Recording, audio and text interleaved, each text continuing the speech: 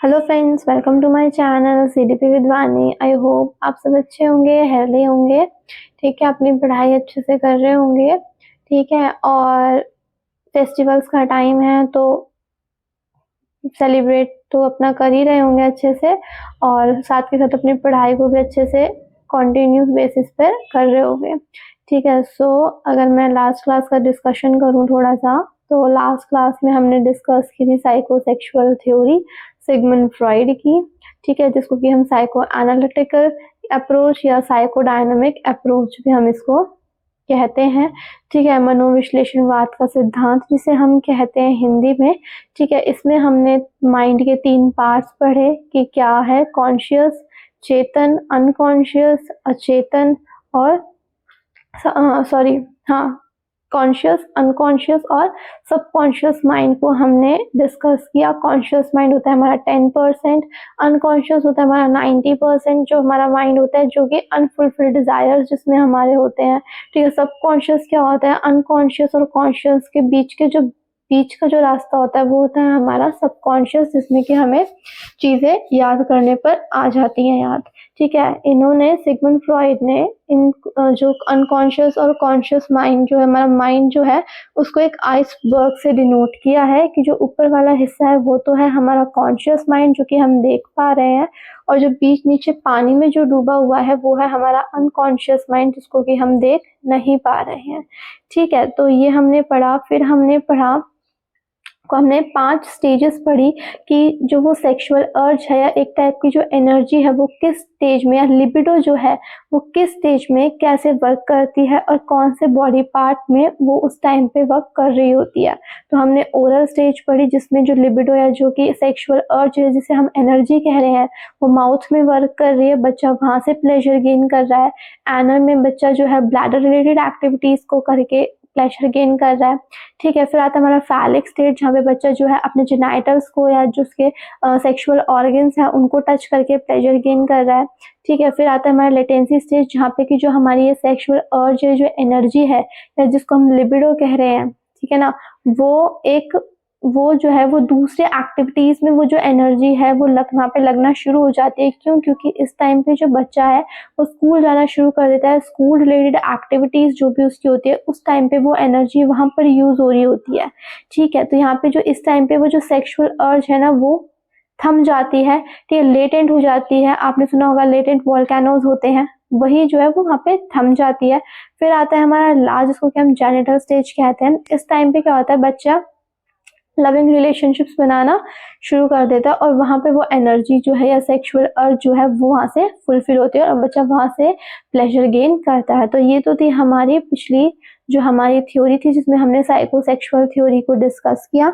आज हम एक नया टॉपिक शुरू करने वाले हैं। ठीक है, अब टॉपिक क्या है ये देख लेते हैं। टॉपिक है हमारा इमोशन एंड कॉग्निशन। अब इमोशन और कॉग्निशन है क्या? इमोशन होते हैं हमारे संवेग और कॉग्निशन होता है हमारा संज्ञान। इमोशंस क्या होता है? सबसे पहले तो कॉग्निशन क्या होता है। हमारे इमोशंस होते हैं हमारी फीलिंग्स, ठीक है, जो यानी कि जो इमोशन होते हैं ना वो हमारा हंसना, रोना, मतलब किसने किस तरीके के इमोशंस दिए हम इसके बारे में आगे डिस्कस करेंगे। ठीक है ना। और कॉग्निशन क्या होता है? कॉग्निशन होता है संज्ञान, यानी कि जो हमारे माइंड से रिलेटेड एक्टिविटीज होती हैं, हमारा सोचना, हमारा थॉट प्रोसेस, हमारा प्रॉब्लम सॉल्विंग, ठीक है, हमारा एनालाइज करना चीजों को, सिंथेसाइज करना चीजों को, ठीक है, हाइपोथेसिस क्रिएट करना, ठीक है, ये सारी चीजें क्या, इंडक्टिव डिडक्टिव रीजनिंग को लगाना, ये सारे क्या है, ये हमारा कौन वर्क कर रहा है, ये सारा वर्क हमारा क्या कर रहा है, कॉग्निशन जो हमारा प्रोसेस है वो सारी चीजें हमारी इसके अंदर आ जाती है। सबसे पहले हम यहाँ पे किसको, इमोशन को यहाँ पे डिस्कस करते हैं, कॉग्निशन को हम बाद में डिस्कस करेंगे। ठीक है, अब यहाँ पे इमोशन क्या है, देखो इमोशन कलर आर लाइव्स, ये रेथस ने एक वो दी है लाइन की, इमोशन कलर आर लाइफ, यानी कि इमोशंस हमारे लाइफ में कलर भरते हैं। अगर इमोशन ही नहीं होंगे तो हम एक रोबोट की तरह लाइफ स्पेंड करेंगे। ठीक है ना, क्योंकि रोबोट्स के अंदर जो होते हैं, जो रोबोट्स होते हैं उनके अंदर इमोशंस नहीं होते, जो मशीन होती है उनके अंदर इमोशंस नहीं होते। इसीलिए जो इमोशन है वो हमें लिविंग थिंग्स में देखने को मिलते हैं, चाहे वो एनिमल हो, बर्ड हो, ठीक है, या हम जैसे जो ह्यूमन बीइंग है उसमें हमें इमोशन देखने को मिलते हैं, ठीक है। और अगर हमारे अंदर ये इमोशन ही नहीं होंगे, क्योंकि देखो इमोशन किस में नहीं होते, रोबोट्स में इमोशन नहीं होते, तो वो एक सिर्फ मशीन बनकर रह जाता है। तो इसीलिए जो इमोशंस है ना वो हमारे लाइफ को कलरफुल बनाते हैं, हमारे लाइफ में कलर फिल करते हैं, ठीक है। हमारा सबके साथ उठना बैठना, हंसना मुस्कुराना, ठीक है, दुखों को एक दूसरे से बोलना, ठीक है, खुशी में एक साथ मिलकर एक दूसरे की खुशी को अच्छे से मनाना। तो ये क्या है, ये इमोशंस ही हैं जो हमारी लाइफ को कलरफुल बनाते हैं, ठीक है, हमें हैप्पीनेस देते हैं, ठीक है। तो ये तो थी एक लाइन जो रेथस ने हमें दी इमोशंस के बारे में, ठीक है। Our emotion is our behaviour is directed by our emotion, यानी कि जो हमारा बिहेवियर है वो हमारे इमोशन डायरेक्ट करते हैं। यानी कि मान लो जैसे कोई आप बहुत ज्यादा गुस्से में हो, ठीक है, तो आपके सामने अगर कोई भी आता है तो आप उससे ना बहुत अच्छे तरीके से बिहेव नहीं करोगे, क्योंकि उस टाइम पे जो है ना आपका जो इमोशन आ रहा है वो एंग्री का इमोशन आ रहा है, आप बहुत ज्यादा गुस्से में हो, तो आप बहुत ही रूडली लोगों से बात करोगे या बहुत गलत तरीके से बात करोगे। तो इसलिए यही कह रहा है, जो आपका बिहेवियर होगा ना वो आपके इमोशन डायरेक्ट करेंगे, यानी कि जैसे आपके इमोशन उस टाइम पे आप उस इमोशन को फील कर रहे हो ना, वही उसी तरीके का बिहेवियर जो है बाहर आपको देखने को मिलेगा। तो यही कह रहा है, जो इमोशंस होते हैं वो बिहेवियर को डायरेक्ट करते हैं, ठीक है, हमारे इमोशन के अकॉर्डिंग ही हमारा बिहेवियर दिखता है, ठीक है। अब यहाँ पे है कि जेबी वॉटसन, जिन्होंने कहा कि 3 टाइप के इमोशन होते हैं जो हमारे जो एक इंडिविजुअल के अंदर बर्थ से होते हैं, यानी कि जब वो जन्म लेता होता है बाय बर्थ, बच्चे के अंदर 3 इमोशन यहाँ पे देखने को मिलते हैं। वो 3 इमोशन कौन से हैं ये देख लेते हैं। वो 3 इमोशन यहाँ पे है FAL, यानी कि फियर, एंगर और लव। ये 3 इमोशन एक इंडिविजुअल या एक बच्चे के अंदर बाय बर्थ देखने को मिलते हैं, जो कि किसने कहा है, जेबी वॉटसन ने, ठीक है। तो यहाँ पे किसने ये क्वेश्चन पूछ लिया जाता है कि किसने कहा है कि जो 3 ये बोले हैं FAL, जो फियर, लव, एंगर, 3 जो इमोशन है बाय बर्थ, किसने बोला है, तो ये इसका आंसर जेबी वॉटसन आप लगाएंगे, ठीक है। अब हम चलते हैं आगे। तो नेक्स्ट हमें क्या कह रहा है, देखो ये है कि cognition and emotion are interrelated to each other. देखो जो इमोशन होते हैं ना और कॉग्निशन यानी कि हमारा माइंड प्रोसेस, दोनों एक दूसरे से इंटर रिलेटेड होते हैं। कैसे, मान लो आप बहुत ज्यादा सैड हो, ठीक है, या आप बहुत ज्यादा गुस्से में, आप कुछ भी मान लो, तो जो आपका कॉग्निटिव प्रोसेस होगा, जो थॉट प्रोसेस होगा ना, उस देखा होगा कोई जो लोग होते हैं वो बहुत गुस्से में आकर कुछ गलत डिसीजन ले लेते हैं, ठीक है, और या तो कोई बहुत ज्यादा सैड है तो भी वो कोई गलत डिसीजन ले लेता है, ठीक है। तो यही है कि जैसे आपका इमोशन होगा वैसे ही आपका थॉट प्रोसेस, कॉग्निटिव प्रोसेस उसी तरीके का हो जाएगा, ठीक है। जैसे आपका इमोशन, अगर आप बहुत ज्यादा गुस्से में हो तो आपने देखा होगा लोग गुस्से में बहुत ज्यादा गलत डिसीजन ले लेते हैं, किसी पे हाथ भी उठा देते हैं, ठीक है। तो वो क्या है, आपके इमोशन का जो असर है वो आपके कॉग्निटिव पे पड़ रहा है, आप यानी कि आपके सोचने के प्रोसेस पे, ठीक है, आप कोई भी चीज कर रहे हो उस पे वो जो गुस्सा आप में है या उस चीज का असर जो है वो आपके कॉग्निटिव लेवल या कॉग्निटिव प्रोसेस पर भी पड़ रहा है। इसीलिए यहाँ पे कह रहे हैं कि जो इमोशन है और जो कॉग्निशन है वो एक दूसरे से इंटर रिलेटेड है, ठीक है। फिर आता है हमारा इमोशनल इंटेलिजेंस। देखो इमोशनल इंटेलिजेंस सबसे पहले तो है क्या, ठीक है।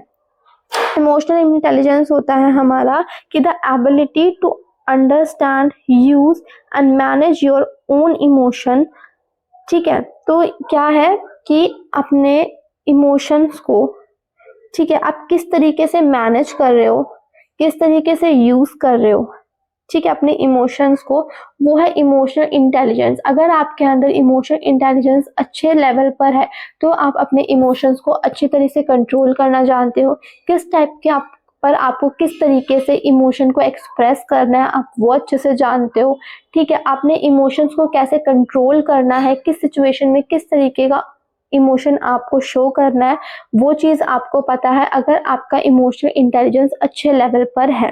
ठीक है, इसी बात पर एक एरिस्टोटल ने कुछ लाइंस लिखी, वो लाइंस क्या लिखी हैं वो हम देख लेते हैं। ठीक है, इन्होंने लिखा है एनीवन कैन बिकम एंग्री, कोई भी गुस्सा हो सकता है। गुस्सा होने में कोई वो नहीं है कि बहुत बड़ी बात नहीं है, कोई भी किसी से भी गुस्सा हो सकता है।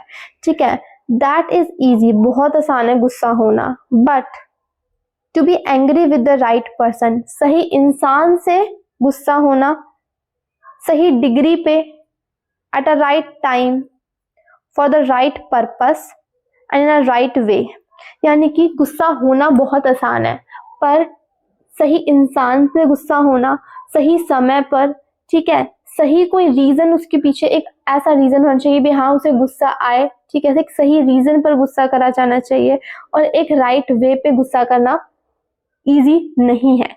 गुस्सा करना इजी है किसी पे भी, बट उस सही इंसान पे सही समय पर, ठीक है, सही वे में गुस्सा करना बहुत ज्यादा मुश्किल है।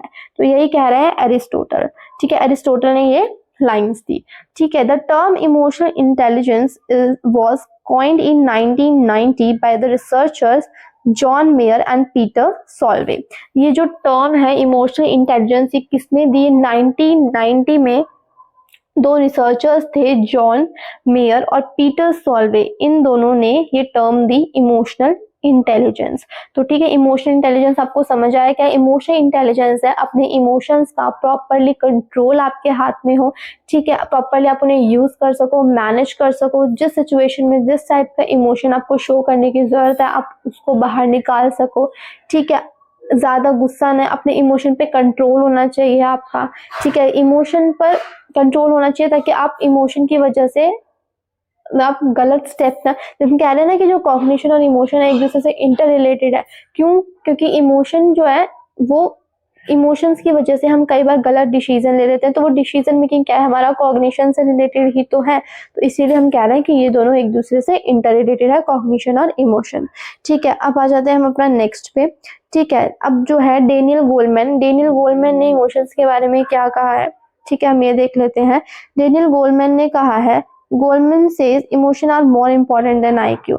इंटेलिजेंस लेवल से ज्यादा इम्पोर्टेंट हमारे इमोशन होते हैं, क्योंकि अगर हम इंटेलिजेंस लेवल है ठीक है हमारा, बट इमोशंस के आने के बाद जिस तरीके का इमोशन होता है, हमारा इंटेलिजेंस IQ भी वहाँ पे काम नहीं कर पाता, और उस टाइम पे हम ऐसे गलत डिसीजन ले लेते हैं। अगर हम बहुत ज्यादा गुस्से में है या बहुत ज्यादा सैड है, ठीक है, तो उस टाइम पे भी हम गलत डिसीजन ले लेते हैं, क्योंकि उस टाइम पे हमारा IQ कोई वर्क नहीं कर रहा होता। ठीक है, IQ के ऊपर भारी हो जाए, मतलब IQ के ऊपर IQ को भी दबा देते हैं हमारे इमोशंस। ठीक है, तो इसलिए उन्होंने कहा कि गोलमैन ने कहा कि emotions are more important than IQ।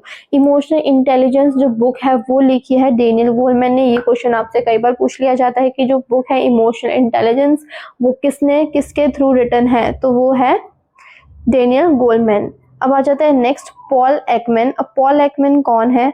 According to Paul Ekman, human have 6 basic emotion. इन्होंने बोला ह्यूमन के पास 6 बेसिक इमोशन है। कौन से इमोशन है हम ये देख लेते हैं। ठीक है, anger, disgust, fear, happiness, sadness, surprise, ये 6 जो हमारे इमोशन है एक ह्यूमन के अंदर होते हैं, इन्होंने ये कहा।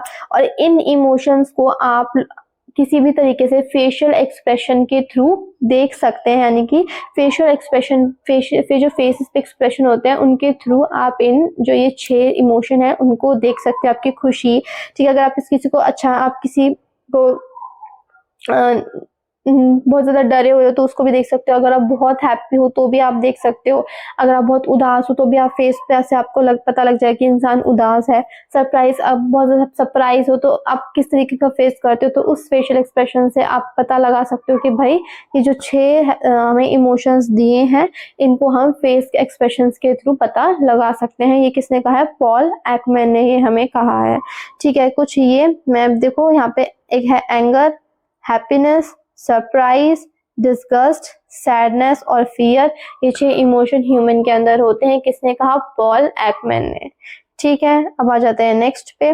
नेक्स्ट है हमारा रॉबर्ट प्लकिच। अब रॉबर्ट प्लॉकेट ने क्या कहा, इन्होंने एक व्हील ऑफ इमोशन दिया जिसमें बहुत सारे इमोशन है, बट उन्होंने इसमें कुछ 8 बेसिक इमोशंस की बात करी जो 4 पेयर में डिवाइड है।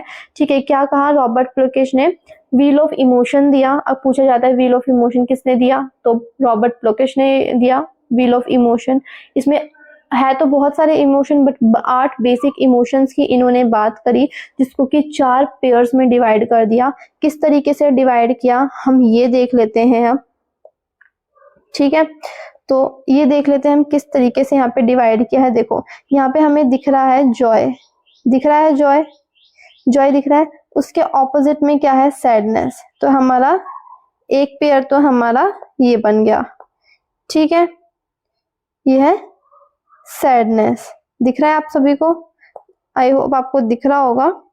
ठीक है, और नेक्स्ट आ जाता है हमारा यहाँ पे ट्रस्ट। ट्रस्ट क्या है हमारा, डिसगस्ट, ये आ गया अपोजिट।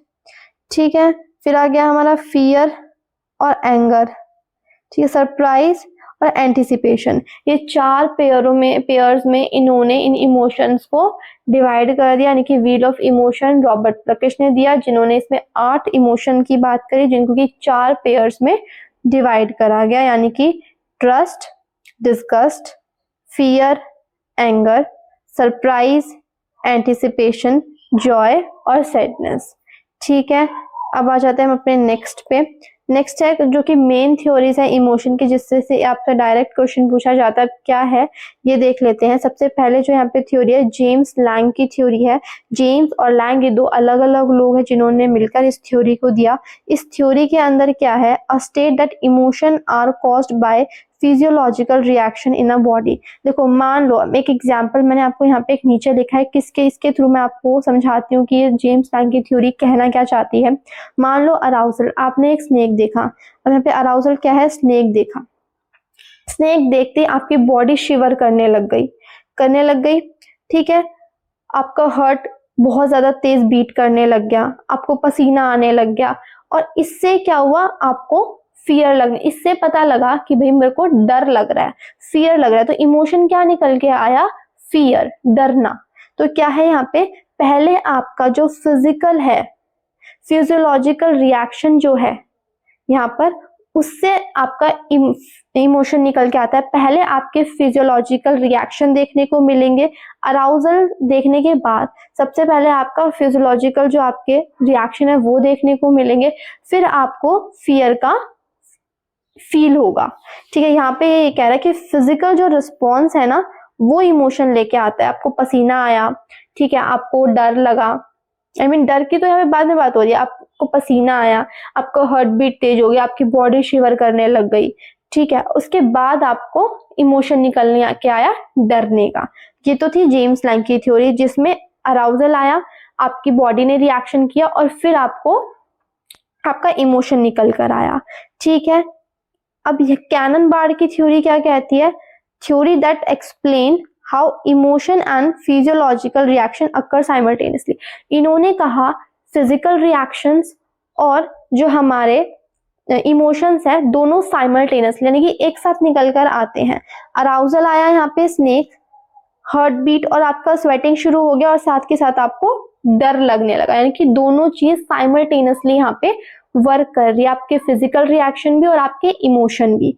और जब मैंने पीछे जेम्स लैंग की में पढ़ा कि आपके फिजिकल रिएक्शन पहले आ रहे हैं और फिर आपका इमोशन निकल कर आ रहा है।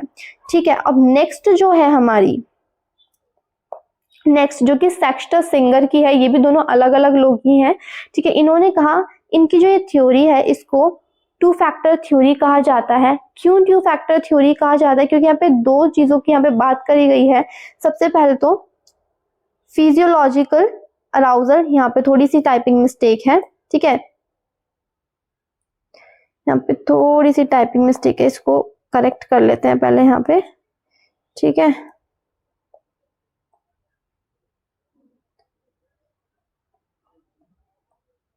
यहाँ पे फिजियोलॉजिकल है। ठीक है,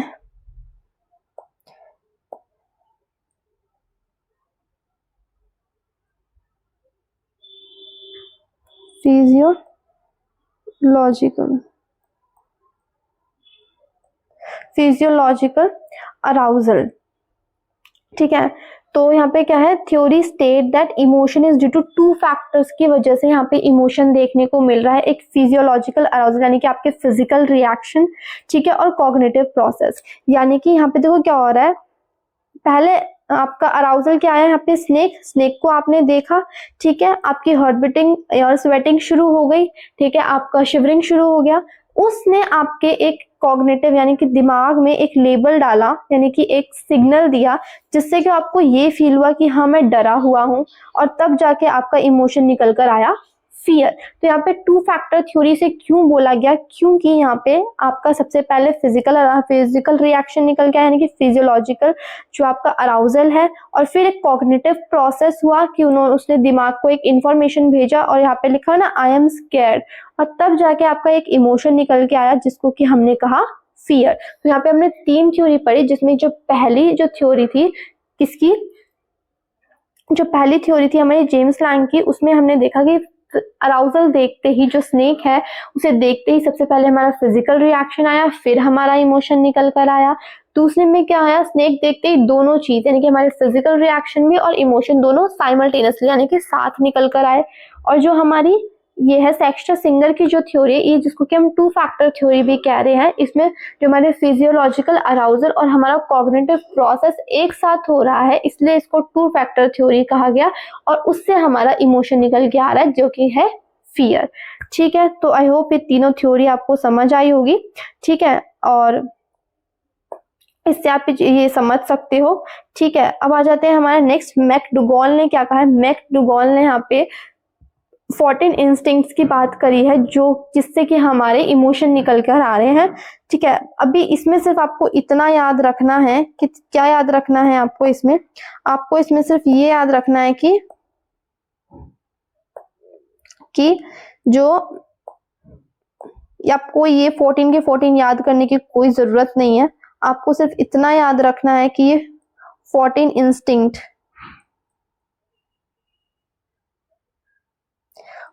इंस्टिंक्ट की इन्होंने बात करी है, जिससे कि हमारे इमोशंस निकल कर आते हैं। ठीक है, तो सबसे पहला कॉम्बैक्ट एंड पुग्नेसिटी, इससे हमारा एंगर निकल के आता है। रिपल्शन से हमारा डिस्गस्ट हेट निकल के आता है। क्यूरियोसिटी से हमारा वंडर निकल के आता है। सबमिशन से हमारा नेगेटिव सेल्फ फीलिंग निकल के आती है। फूड सीकिंग से हमारा appetite. Sex, lust, parental care, tender emotion and love. ठीक है, gregariousness, loneliness, escape, fear, appeal, distress निकल के आता है। Self assertion, positive self feeling, ठीक है, कॉन्स्ट्रक्टिवनेस, फीलिंग ऑफ क्रिएटिविटीनेस, ठीक है, एक्विजिटिवनेस, फीलिंग ऑफ ओनरशिप, और लाफ्टर, अम्यूजमेंट। ये 14 इंस्टिंक्ट जो दे रखे हैं, इससे हमारे 14 टाइप के इमोशंस निकल के आते हैं। मैकडुगॉल ने बात करी कि जो 14 इंस्टिंक्ट है वो 14 तरीके के हमारे इमोशन निकालते हैं, तो यही बात करी है मैकडुगॉल ने।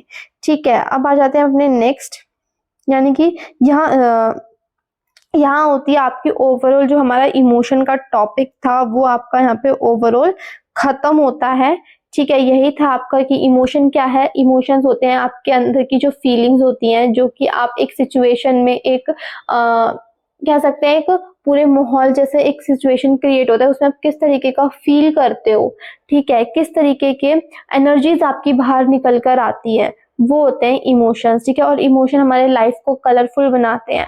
ठीक है, और इन्होंने कहा इमोशनल इंटेलिजेंस के बारे में कि भाई आप कैसे अपनी इमोशन को मैनेज करते हो, कंट्रोल करते हो, सिचुएशन के अकॉर्डिंग किस तरीके से आप उन्हें मैनेज करते हो।